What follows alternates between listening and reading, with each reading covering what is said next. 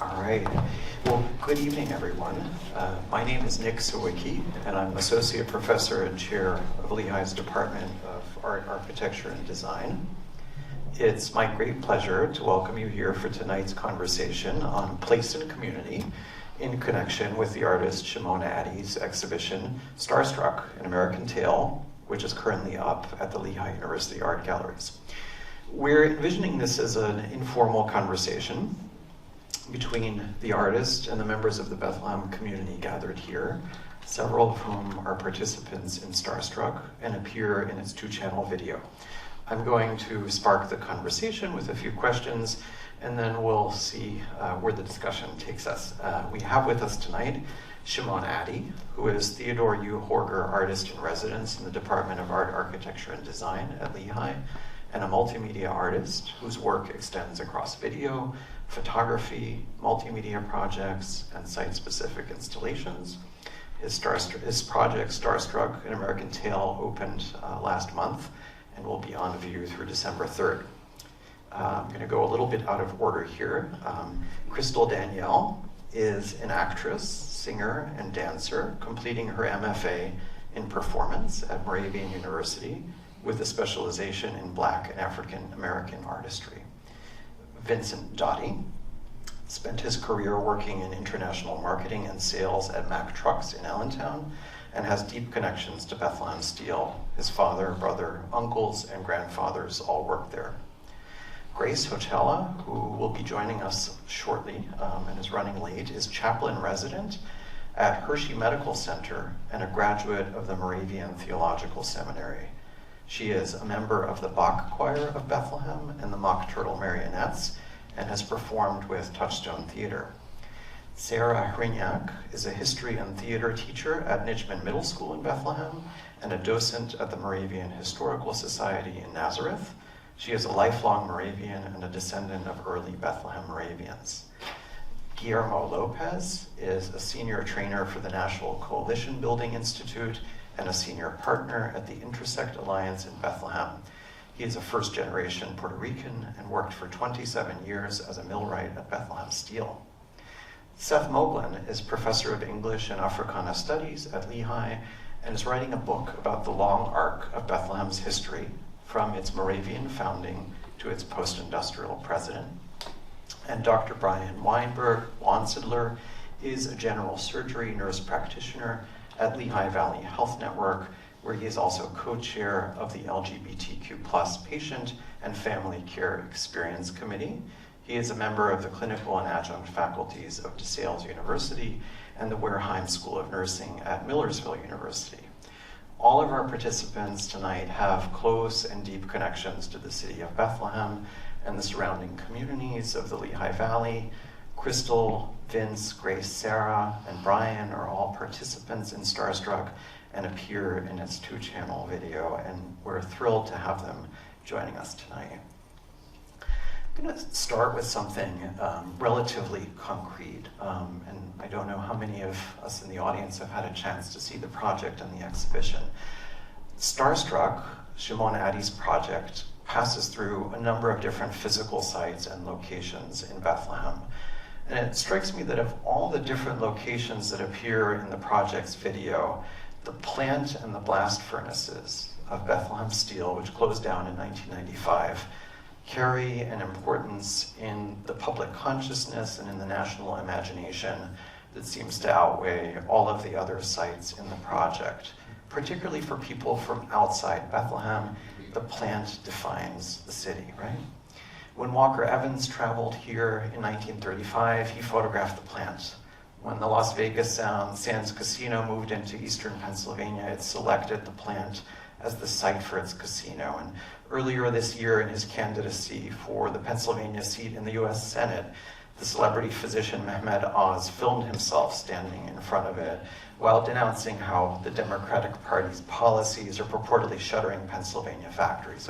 So much meaning has been projected, right? So much meaning has been projected onto the plant from the outside. And I wonder if we might begin our conversation by hearing about how, as members of the Bethlehem community, you all relate to those projections and what meaning the site of the steel holds for you. If we could start there.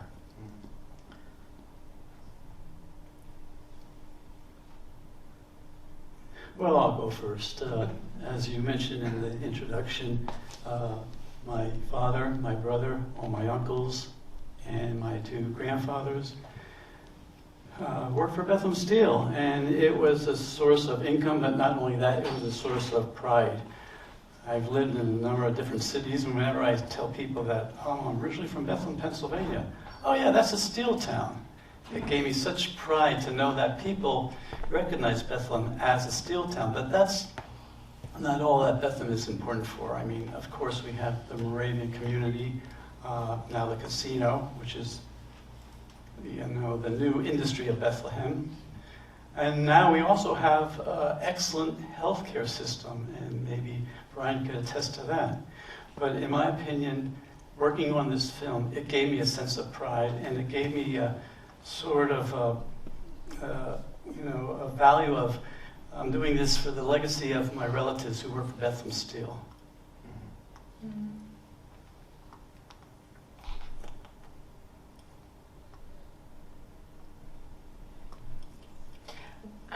I would also say working on this film also gave me a sense of pride since I was one of the younger folk, one of the youngest.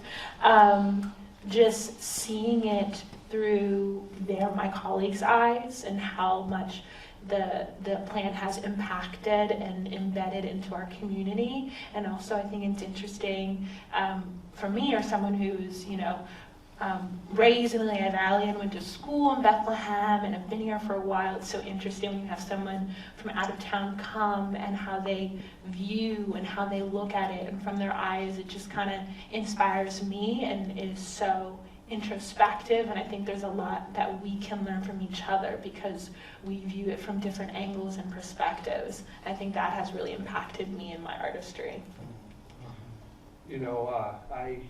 I moved out to Pennsylvania in 2005, so I've been out here for a little while. But I remember moving out here and seeing the steel stacks, and of course thinking of the song Billy Joel, but sort of that perspective of seeing the history or the steel stacks and what that meant to Bethlehem on the other end after it's been, after it was shut down. And I even remember thinking about, and I talked about this, watching, hearing about what they were going to do with the steel stacks, and thinking of the history. I remember thinking, if they're going to tear this down, there's history there that sort of, is such an integral part of this community. And, and of course, the right people got in place and, made it this wonderful, now multimedia area that we can go have experiences, watching movies and seeing different things, but they preserve that aspect of the steel stacks, and so it holds that history. We've progressed, but we hold that history here. So it was nice to see that they kept that as part of the landscape of the Lehigh Valley. So. Guillermo, surely you have something to say. Yeah. So between my wife and I, we have over 300 years of our family that worked in the steel mill. Oh my goodness. My father worked there 36 years. I worked there 27. I can go on and on of uncles and cousins.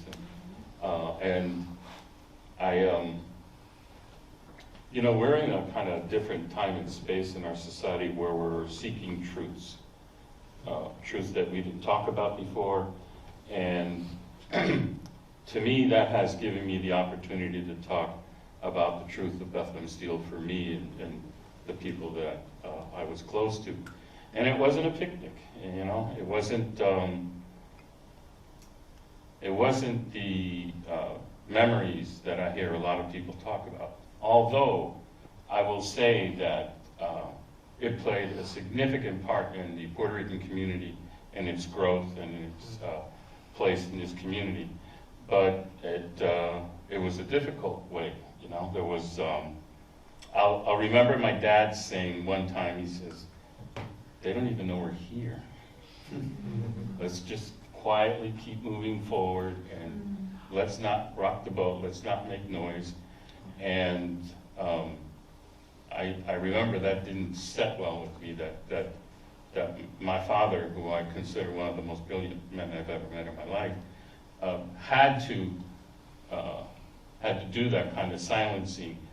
But there was something that came out of the fact that they pigeonholed so many Puerto Ricans into the Coke Works, that they organized, they kept track. You know, one would say, do you know they told me my son is not smart enough for college? And all of a sudden 6 other Puerto Ricans, well, they told my son the same thing too. And out of that they started organizing. And so I think for me, what I say to Bethlehem Steel is thanks for the memories, but it doesn't sound like the same way that you hear so many other people talk about. They were pigeonholed, they were paid less, they worked in the most oppressive, carcinogenic environment. I worked there 27 years, I was in the Coke Works. I remember having to eat lunch in a space that had a sign that said, caution, cancer-causing agents. And so, you know, as if we are speaking truth, and what I'm learning is that we have to actually speak the truth of how we've gotten to where we're at, so that we can get to a better tomorrow. So I speak about this not trying to shame or blame, but to say we can do better.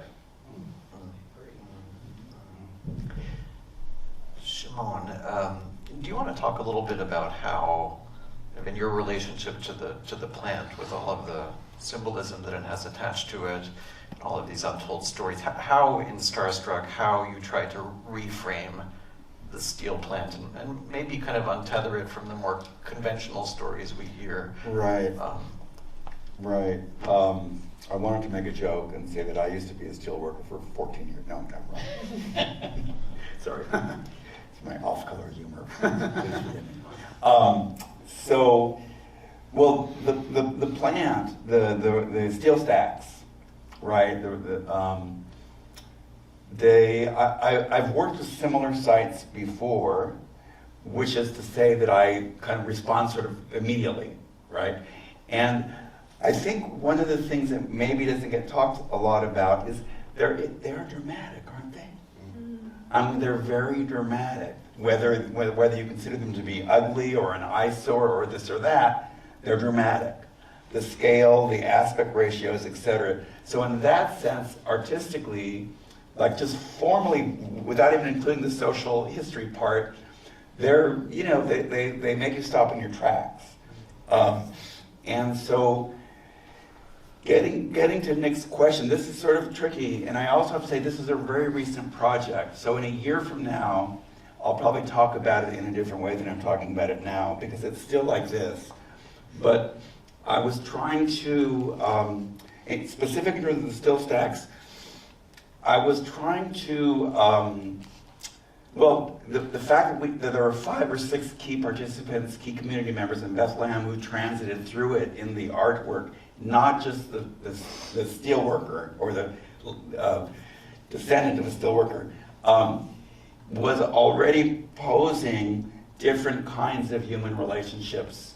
The nurse practitioner to the steel stacks, the student to the steel stacks, the actress to the steel stacks, the Moravian to the steel stacks, etc. I was trying to kind of oxygenate the narratives around it without action, with creating space and letting the viewer fill it in with their own imagination.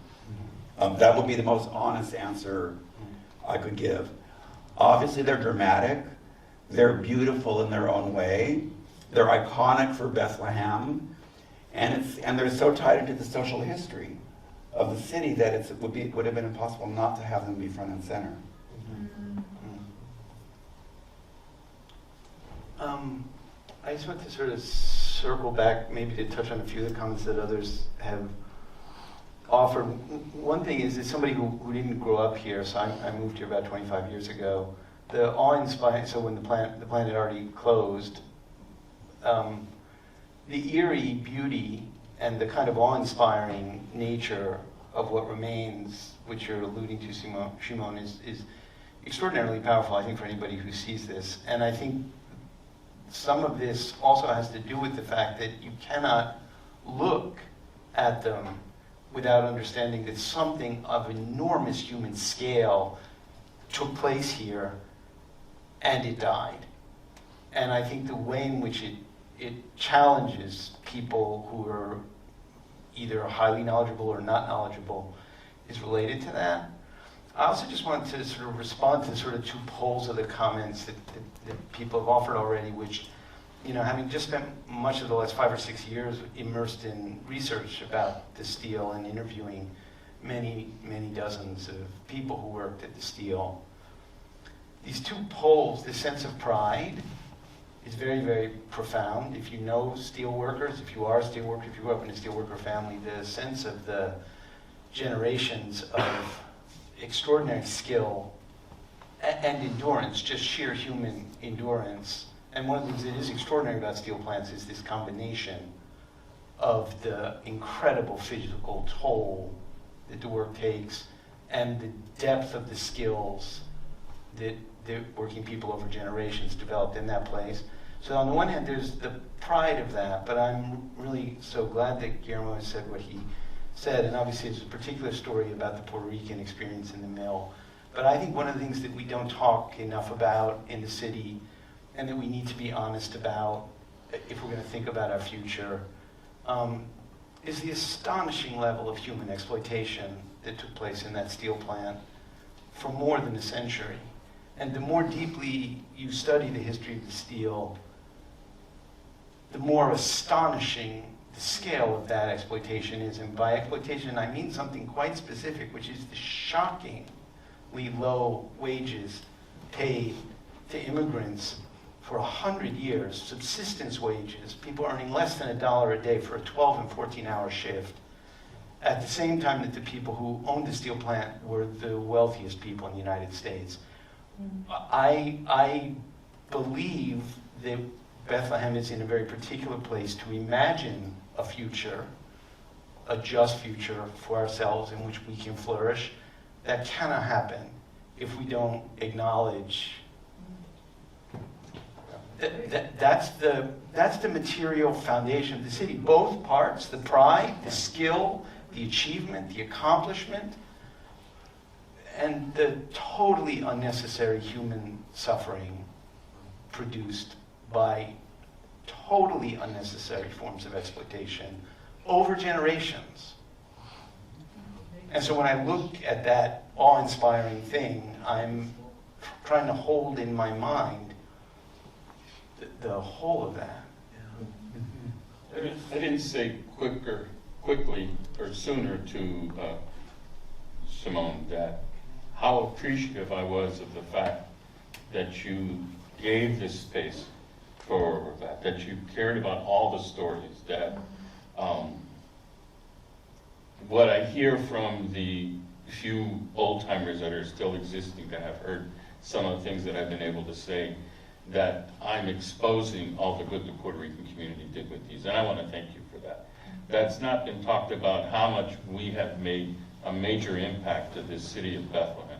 It's very much kept underneath, sort of thing. And so I just wanted to extend to you how grateful I think the people that I've spoken with and myself are for you for helping this come out. Thank you.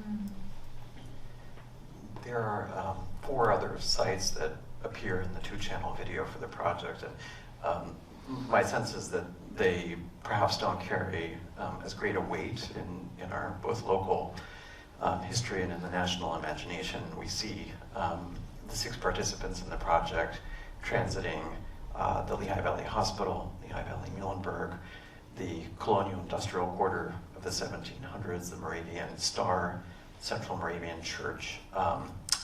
Do those spaces carry personal meanings for some of us here? Do they maybe have more elastic or more individualized meanings compared to the meaning that's, or the symbolic meaning that's often attached to the plant and to the steel itself?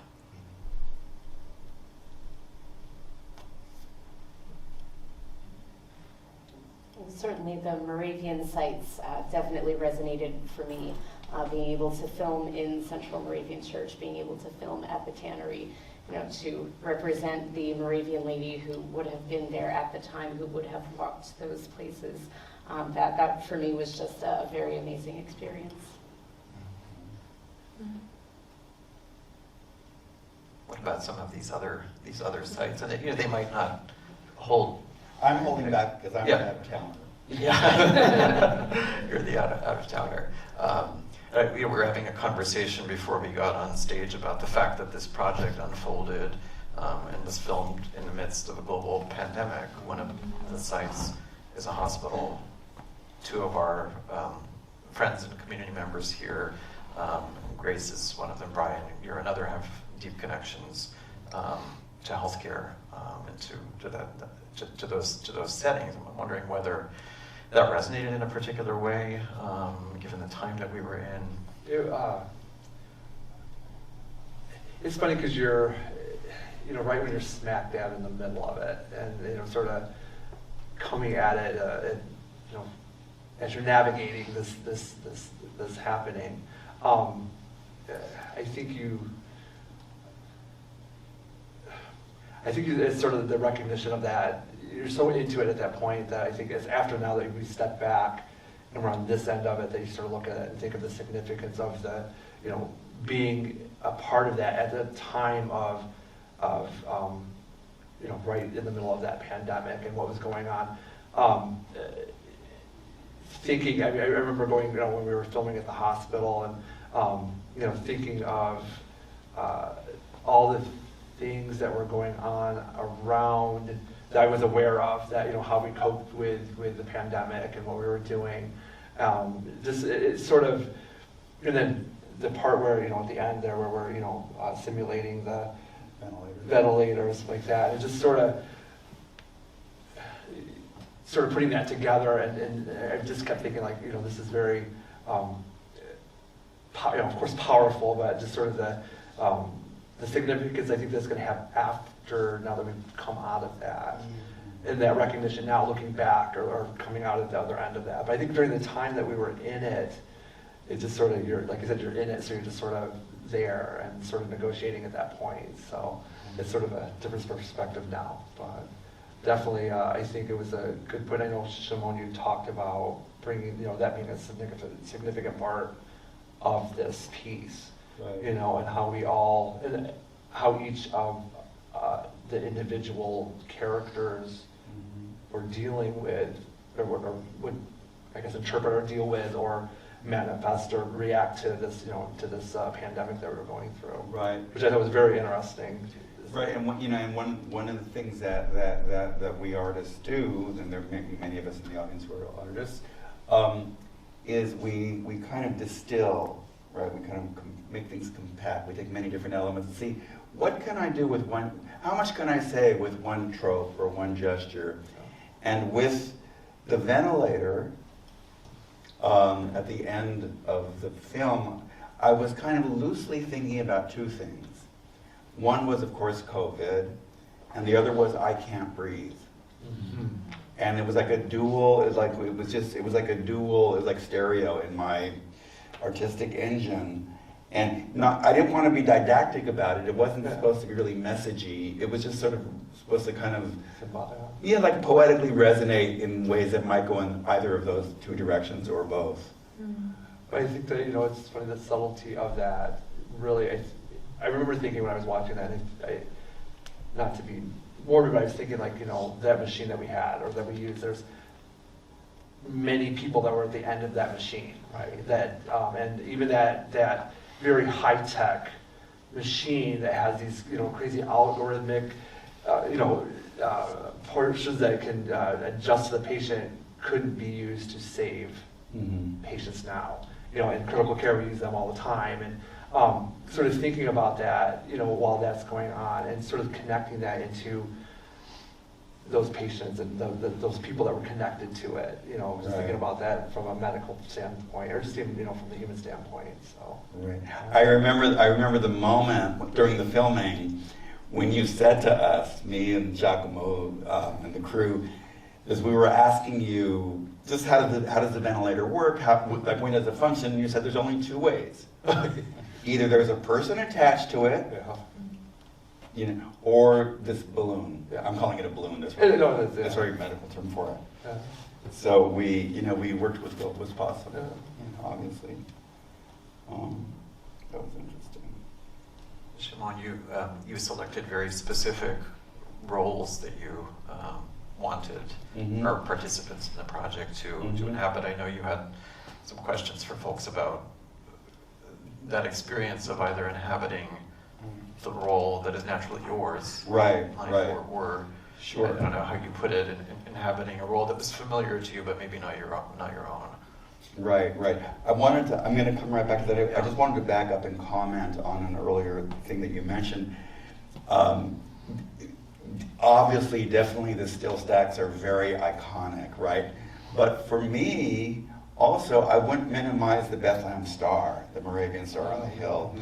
I mean, just seeing with fresh eyes, like, oh my God. I mean, up close, it's a very dramatic structure.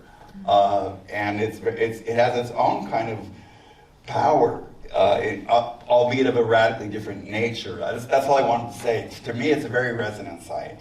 It was a very resonant site. What Nick is asking about is, you know, every project is different, right? And and I'm not a documentarian, so there is always kind of a literary or fictional play of things that is part of it.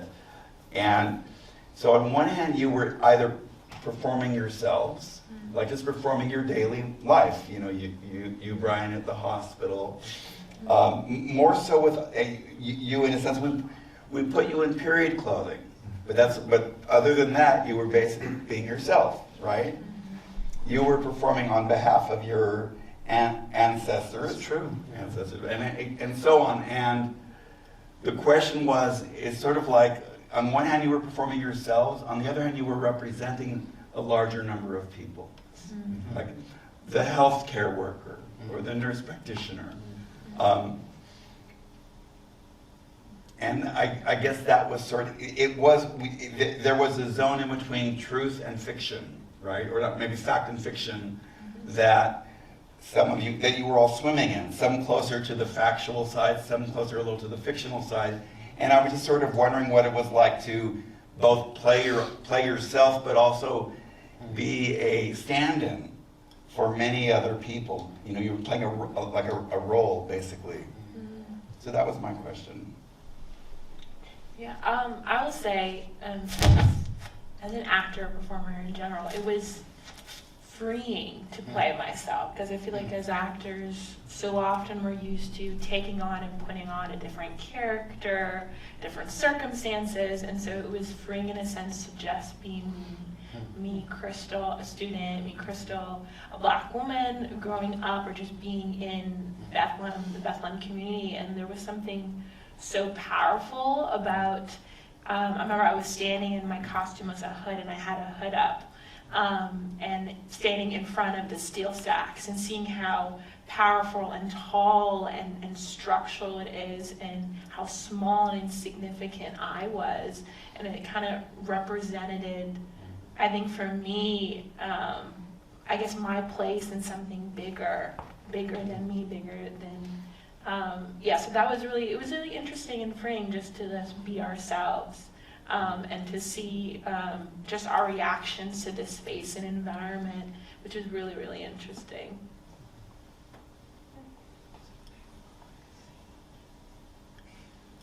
Sarah, wasn't your first time in period dress, was it? Oh no, I do this all the time. For me, it was very interesting to get into 18th century clothes and not give a tour, or not explain something, or not tell everyone, let me tell you the history of the church, and just be there and just be. And it was a very strange experience, but apparently it came off okay, because Shimon said I did a good job. Oh, you did. You all did. I'm sure Matt, who wasn't able to join us tonight, would have been a very interesting person to ask when he sent over his biography. He said he wanted to make sure that everyone understood that he was not a professional blackjack dealer and that he was Right. adopting that role, but that it felt familiar enough to him from dealing cards to family and friends. But he I think, out of all of us here, was really adopting Right. a role in some sense. So that might have been interesting. Interesting to hear. Are there other things that we want to say about that experience of sort of just being, as you put it, Sarah and Crystal, or just being you? Or is opposite, sort of stretching a little bit to, as Shimon put it, to sort of inhabit what is maybe ancestral or belongs to your family?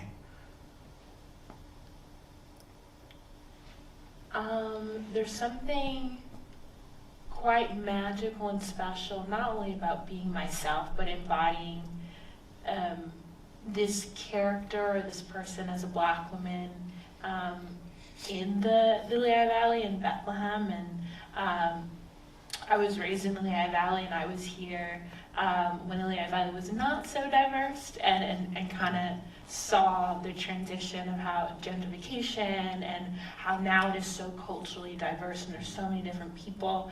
And so standing in front of the steel stacks, recognizing my role and how small I am, how I'm one person of this entire community, there's so many different people. I think it was interesting to really see that trajectory and to really hone in on my place in the world, and also given that the year prior, 2020, was the whole George Floyd situation and how that was very fresh on everybody's minds, and just having the hood up, it just took on a whole different meaning of just standing there and just being myself, versus walking on the street and how I'm just regularly being myself versus just standing there.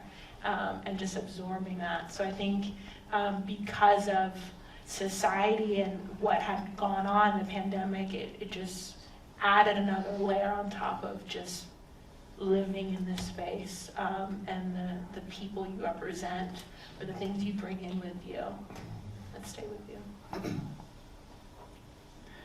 And I think the fact that I was wearing a hood also, and I removed it at the end of the film, is more or less a juxtaposition based upon your hood, when you did the reveal and I did the reveal. Yeah. And to Guillermo's point, actually at the end of the film, I channeled my grandfather thinking, man, it must have been really tough working in the steel. I really did. Even though I'm proud that I'm from the area, my ancestors worked for the steel, and I turned and I took off the hood and I'm thinking, rest in peace, grandfather. I mean, it probably was a hard life, like for you and your father and your relatives. Yeah, I'm careful that I don't want to just make it bleak, if you will, but I just want the truth be told, if you will. And I can tell you, it was an incredibly oppressive environment. It wasn't, I had moments where my ear skin melted because it was so hot. That's the kind of environment it was. I would have to wear wooden plates on my shoes so that my feet wouldn't burn. I would have to wear 3 layers of clothing so that the heat wouldn't hit us. So it was an incredibly oppressive kind of space. And, it's funny we talk about the hospital and stuff. Many of us in the Steelmen have had this conversation that just like Lehigh is this incredibly resourceful gift to our community, well, it was fed by Bethlehem Steel, right? It's a result of what Bethlehem Steel saw as a need and how it wanted to see its future. Well, that's sort of what happened to the hospitals too. The need of all the harshness and health issues that steelworkers went through really pushed our hospitals to become the best that they are. And I'm not a scientist, I'm not a clinician, and I don't do evaluations on things like this. But just by looking, if you look at the Rust Belt where there are cities where steel mills existed and there was enough poisoning of the environment that went on, they all have phenomenal hospitals. You know, and it just makes me think, just like the universities got picked up, you know, the hospitals had to keep up with too, and they became incredibly good at what they were doing because of the oppression that we had. So, you know, that's just sort of how I see it. And listen, the most profound words that have helped me move in the work that I do in this day and age came from my father in the steel mill. He used to operate like a 60-ton robot, and I was the maintenance person. So he would break it, I would fix it. But I remember one day we were having a conversation about how to have, and so just to give you a little more context, and I know this isn't art, but I think it's important to understand how it is that we moved in there. I was a millwright, and the steel company had millwrights on the job hoping that they didn't have to work. Because if we had to work, that means something was broke and they weren't making money. So we were like an insurance policy. So if something broke, we needed to move, get it fixed, and get things operated again. So in many ways, we had spare time and we used to play pinochle quite a bit.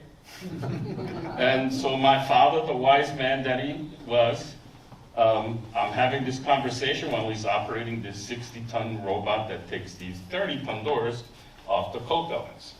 And we're talking about how to get more pinochle time. I'm just being transparent here. And he said to me, Junior, just remember, the machines don't break by themselves. It's broken people who break the machine. And that was like the deepest thing that anyone ever said to me. He was talking trauma before I even heard the word trauma. And what we came out of that thought was then, because I was leading a crew of 7 millwrights mechanics. So what came out of that conversation was, all right, well, let's check on the workers before the shifts start. If they have alcohol under their breath, we'll keep them away from their machines. If they've had a fight with their spouse or their children, if they're having a bad kind of day, let's sort of work with them to not take it out on the machine. And we reduced breakdowns by a significant amount by doing, and it was because of that comment my dad said. Broken people break machines. They don't break by themselves. And if you help people unbreak themselves, they don't hurt the machines. And I think that has carried me for the rest of my life in the work that I do. So Grace is joining us. Grace will let you settle in. Thank you for coming out. Thank you, Caramel. So we've been talking a lot about and hearing a lot about the difficulty, the danger, the trauma of working in the steel and of working in that industry in the city, and about what some of you described as the sort of, the sort of positive repercussions of that. Hospitals, universities, institutions that sort of had to pick up the pieces in some ways. What's really striking about Bethlehem is that this trauma and oppression, as we've described it, coexists with and embeds itself in a place that historically began with remarkably egalitarian aspirations. This is a place where people believed from the very beginning in the 1700s that it was possible to create a more just and egalitarian society. And that idea, it seems to me, still feels very much present today in Bethlehem. I see it in the work of so many community members and organizations here, in the work that so many of you are doing in your own life and work. And I'm wondering if we could maybe pivot to that idea and sort of hear from everyone here about your own connection to that idea, or maybe how it's possible that idea coexists with these much more challenging stories, histories that we've heard about.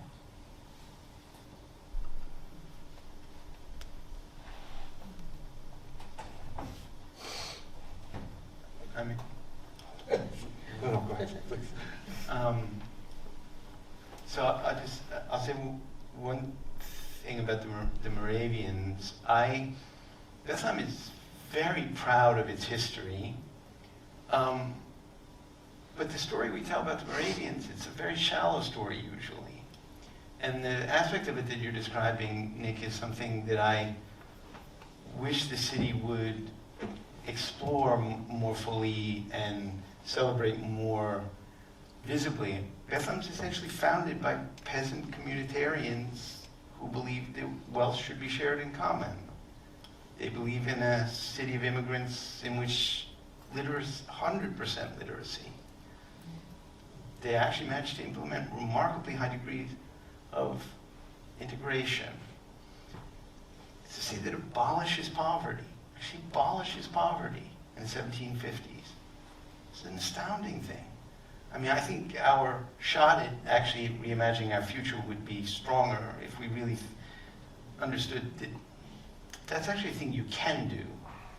I wanted to say one thing about one of the things that really was amazing to me when I first moved to the South Side was how powerful a certain spirit of people looking after one another in the neighborhood was, which is, I had grown up in New York City, and there's a certain gruff version of that you encounter in New York, but there was a quality of people shoveling the sidewalk in front of old people's houses, or looking in on people who were sick, or babysitting one another's children, that I also think really emerges out of the steelworker experience. And I think that's a huge resource, a kind of communal resource for the city, and many of the most moving things I've experienced in the 20-some years I've lived here actually comes out of that. The neighborhoods on the South Side contain a very deep, I mean, it's not just a positive history, there's all kinds of negative parts of that history, but there's a sort of spirit of ordinary people looking after one another that's really, really powerful and is not valued enough in our official story of the city, I think. It plays out house to house and neighborhood to neighborhood, and so much of the work that, as I was reviewing and writing up the bios that everyone sent for today, it struck me how everyone is doing a form of that in their own life and work, looking after others. And Shimon didn't select the participants in the project based on that criteria. We didn't structure this conversation in that manner specifically, and yet everyone here is doing a form of that kind of work. Can we talk a little bit about what we are? How does that look in your own work in life? And Grace, I want to make sure that you have a chance to speak. I don't want to put you on the spot either, but you've just joined us. But just going to piggyback that the Moravians, in their economy, that they called it, their communal living in choirs, there was I know with the women, I don't know about with the men, but there was a woman who was assigned a role of listening to your story. If you were having a rough time of it, or stressed, she wasn't a counselor, but she was someone who created a space for you to tell your story. And now, because you were asked how is that reflected now, I just finished my work at Moravian Theological Seminary. I just happened to be Moravian. And I think when I said I'd be able to be here, I was going to start my chaplain residency at St. Luke's, and that fell apart. So I'm in Hershey, Pennsylvania, so that's why I'm late, because I came all the way from Hershey, Pennsylvania. And I'm doing my chaplain residency there, and a lot of what it means to be a chaplain is, it's not about religion, it's about meaning making, it's about storytelling, it's about creating a safe place when people are faced with a true existential crisis of, what am I going to do now? Or what am I going to do now that my spouse has died? That happened on Friday night. You know, it was a tragedy and traumas and physical things and miscarriages and all these things that happen to us. And then when we go out into the world, nobody knows we're grieving. We don't have a way of sharing or symbol or something, and we, you know, we suffer in this silence as we go about our day. So as the chaplain, at least, and as a performer showing, I've always been curious about storytelling, and that's still a way of healing that's happening now still in our modern day hospitals. Not just as Moravian, but just as chaplains in general. Yeah, that's beautiful. Something that I really took from this project was really the impact that our city, our communities has on us as individuals, and how that influences the way we talk, walk, live, be here. And then also the thing that really stuck out to me and that you raised, Grace, was the impact of storytelling and how none of us were really speaking during this. It was just our bodies and the space. And so I think that in itself is really, really powerful, and something that I really resonate with as a dancer and as an artist in general. And it connects to my work because this past September, I just finished an original work that I wrote called the Colorism Project, which was based with the community of Black people here in the Lehigh Valley, talking about their experiences with colorism, living here in the Lehigh Valley, and how it has influenced the way they raise their kids, how they live, how they talk. And I think that in itself was really powerful, and in connecting with the community itself and seeing the impact that the community has generationally. And so I think this project and that project have a lot of similar themes, and is really important. Shimon, I wonder if you know, as the person from the large city, is this level of care and support, community, kinship that we're hearing about, is this something that you see as being specific to smaller cities, or just do smaller cities and locations simply maybe make that kind of work more possible or more necessary or more urgent? Right. Let me answer the question starting in a slightly different way, which is that one of the things that got me most excited very early on about doing a project in Bethlehem was specifically the Moravian utopianism. And you know, when I was younger, I lived on an Israeli kibbutz where they have the choir, they don't call them choir houses, but like the choir houses and the communal economy, and not that they were perfect communities whatsoever. But there was something in my, my deep within me that responds and that respond to the notion of this utopian engine, even if it only lasted 25 years in Bethlehem, before it was sort of shut down a bit. But so the question of small town, big town, I don't know. It's a very good question. It's one of those things where, big towns tend to be more diverse, right? So I think it kind of cuts both ways. In small towns, there's more intimacy. Smaller action will make a more perceptible wave in the water because the scale is smaller. More tightly knit communities. But I don't know, I don't think that I myself could say something categorical about scale per se, although some other folks here might have a better take on that. What comes to my mind is that I see consistency in your work. And that is, I hear people here in the Lehigh Valley who, when they talk about this film,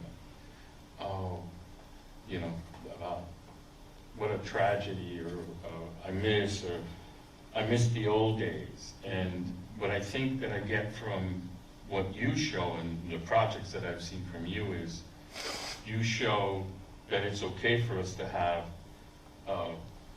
understood what happened in the past, and yet we can hope for a better future. Right. I think that's so powerful in the work that you do. And I believe it's happening with this one here too. I'm so glad to hear that. Actually, you know, while you're speaking about this, in Muhlenberg's campus, when I worked there, before I became a practitioner, I was working as a nurse. And in the second level, I think, there's a depiction of sort of the history of Bethlehem in relation to the hospital, right? And one thing I was thinking about was, so it's this timeline that's happening, right? And I sort of associate this, in your work, this association of this you've captured this timeline in a, not, you know, specific points, but in a way that sort of, yeah, talks about the past, but brings forth the future and the progression, and also tells a story, and also sort of captures that, you know, the aspect of this area.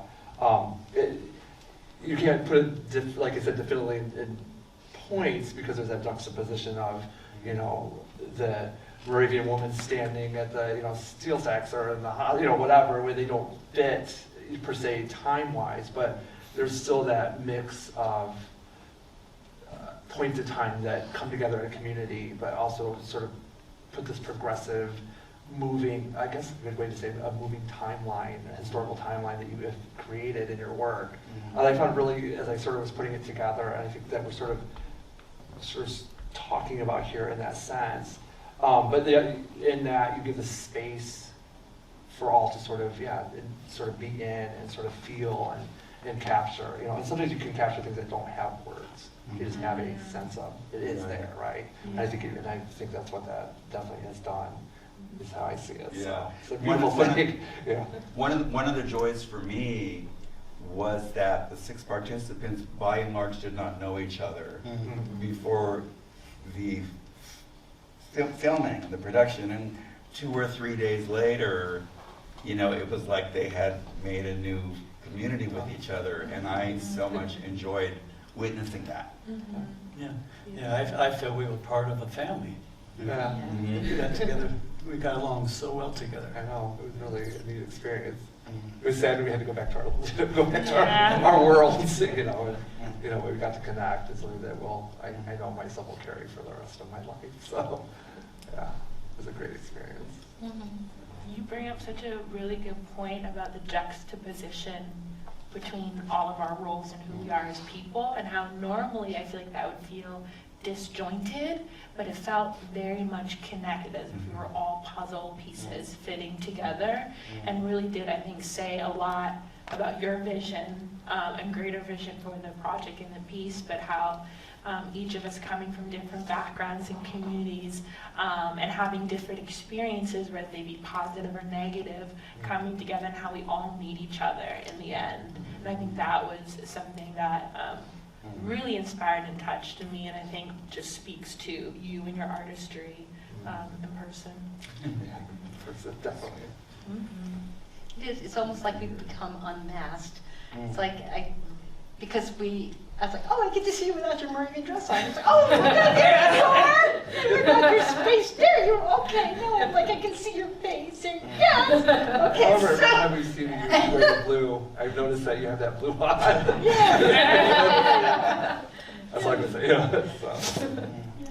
So it's a wonderful community, and so a lot of it, you know, when you talk about your Moravian roots and faith, the whole experience was about trust.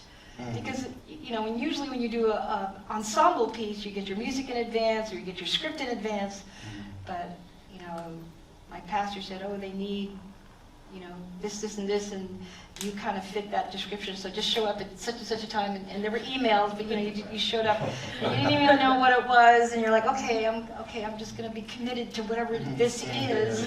And then, you know, we started in the church, and you start with the slate, and then each step, we had to be shown what to do. We didn't have a list of things in advance. We just had to literally trust the process And then, oh, well, now we're going up to the star. Okay, what are we going to do there? I don't know. Okay, all right, we just got to wait for instructions. And then I'd never been up to the star. I know it. Right? And we had It's to, so wild. right? We had to time it at sunset. And we only had so much time to do it, so he gave us our instructions. But there was a really camaraderie and a coming together and a trust, and I just felt very connected, and I really enjoyed the whole experience. Yeah. Wonderful. Yeah, I echo that experience. I mean, I never met Shimon. He called me on the phone telling me he needs a steel worker. I said, Shimon, I'm not a steel worker, but you may fit the part. I guess I did. I trusted him and it worked out. Yeah. It's interesting how projects like this, and Shimon, a lot of your work, as folks are pointing out, really sort of works in this way, how a project like this that is collaborative, and where you yourself as an artist spend a lot of time with people before, and how it creates community, it creates its own communities.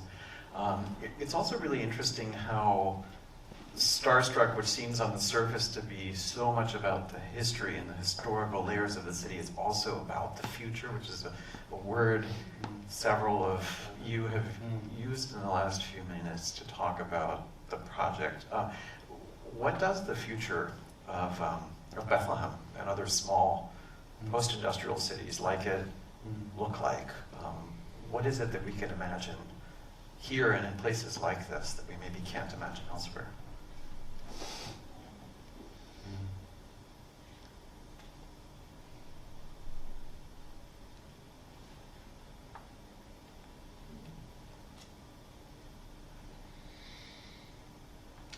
Well, since no one else is going, and something about the COVID era that made us realize a few things differently. One of them is we don't need as many office spaces as we've had, but we do need more homes. We have an opportunity in the future to take these office buildings that aren't being filled and turn them into habitation for people in our community. And I think Bethlehem's the kind of city who leans in that kind of just caring direction. So I foresee the future of Bethlehem as a much more just society, as an intentional space where people want, and it's showing up now. The reason our real estate is going up so much is people want to live here, right? So, and it is more diverse. So that says something about, I just saw a statistic the other day, and my heart just burst, but in 50 years ago, 4% of our society said, agreed with interracial marriages. 4%. Only 4%, right? Yeah. And they did the same survey 50 years later, and only 4% disagree with interracial marriages. Exactly. We have made progress. I'm not saying it's all clean and it's all smooth, but we have to admit we've made progress, and we have to acknowledge that, and we have to build on that. And I believe Bethlehem is the kind of place that can do that. Think about the council that we just elected, that's women. That's unheard of, that there's more women than men on there, and that they're a woman of color. It's the second woman of color. I mean, that's the kind of things I look at and see that we have a very good future. We have challenges, but we are in a kind of space where we want to figure them out. That's my view. I want to build on what Guillermo was just saying. A lot of my own work recently has been on the problem of affordable housing. And we have a major challenge. Working people being driven out of the South Side. And I see it every day in my neighborhood.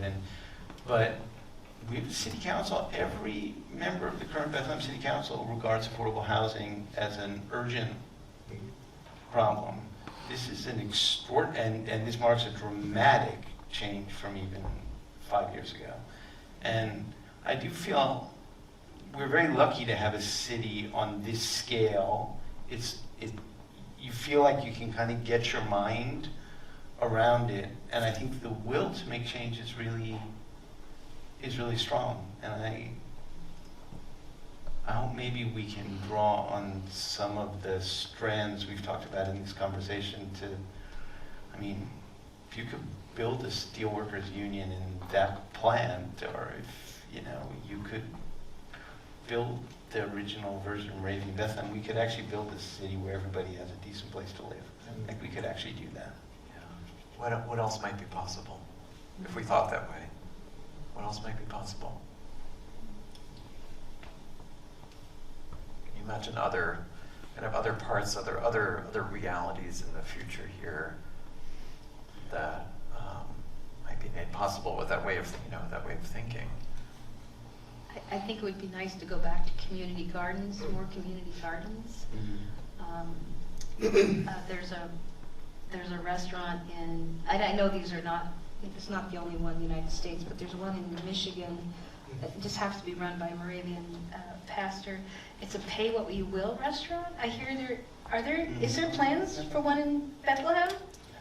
I heard They're working on it. They're working on I it. think they're working on it. Yeah, I would like to see something like that happen, where food still is still an issue for many students and working families. You know, if there was a place where you could go, you know, you could have a meal and maybe even not have to pay for it.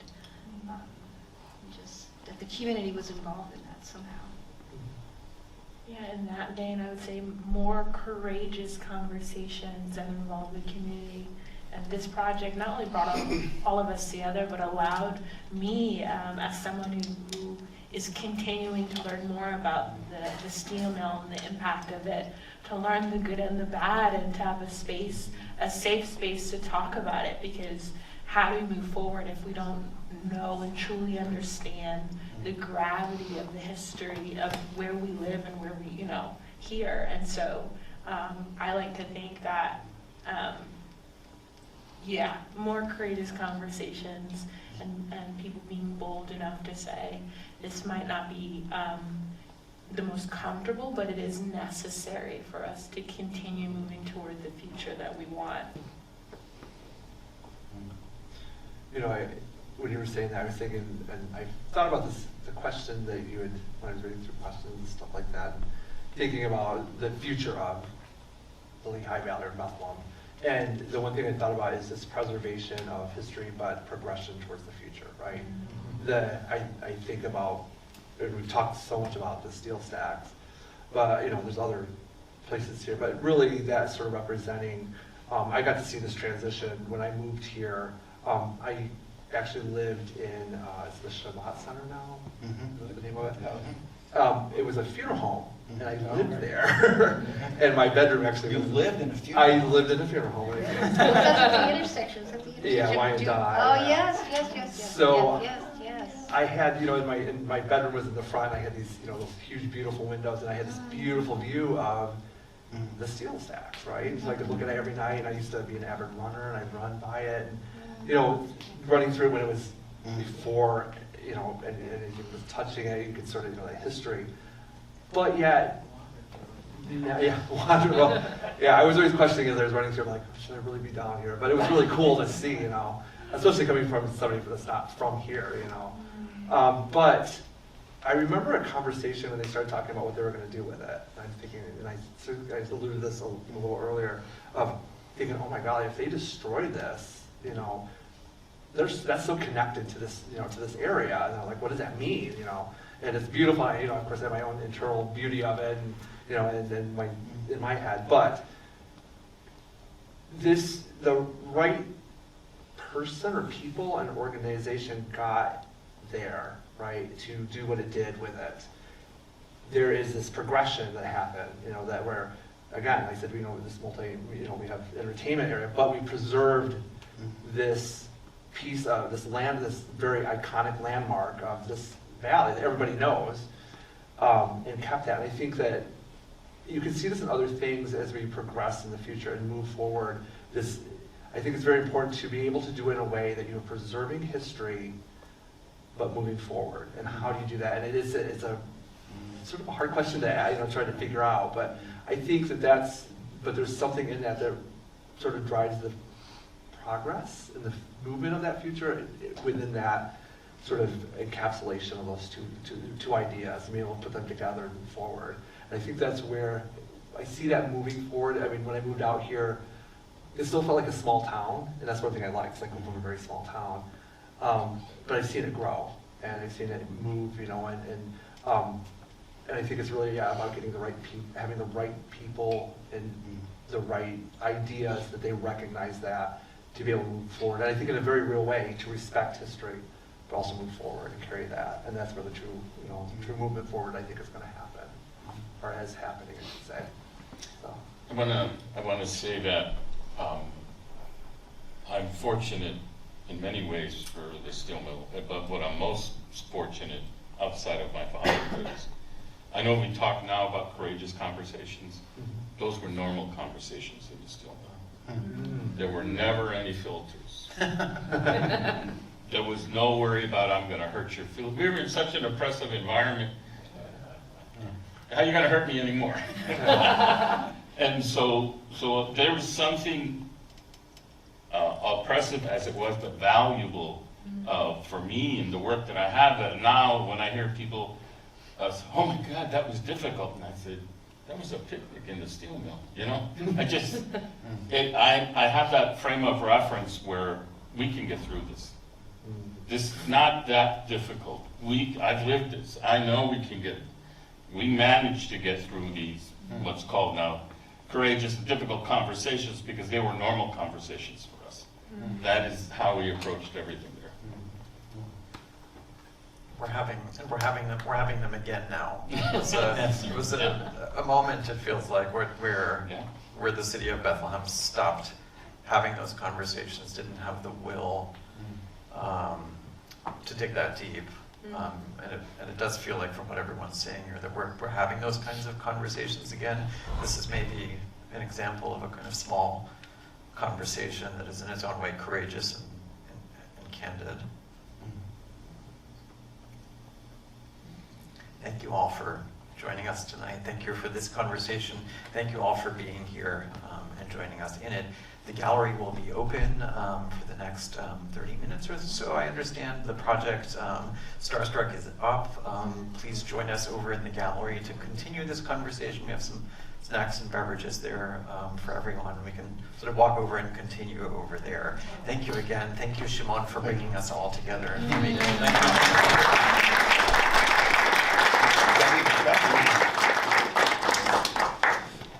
Can we take a picture of all of you before you go?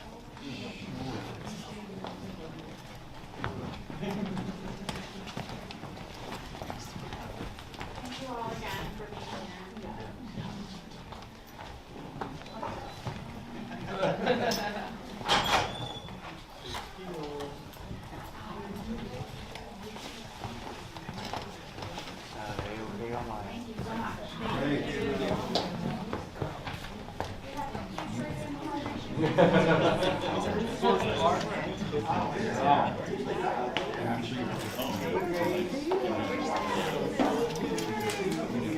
I know sometimes it's kind of you.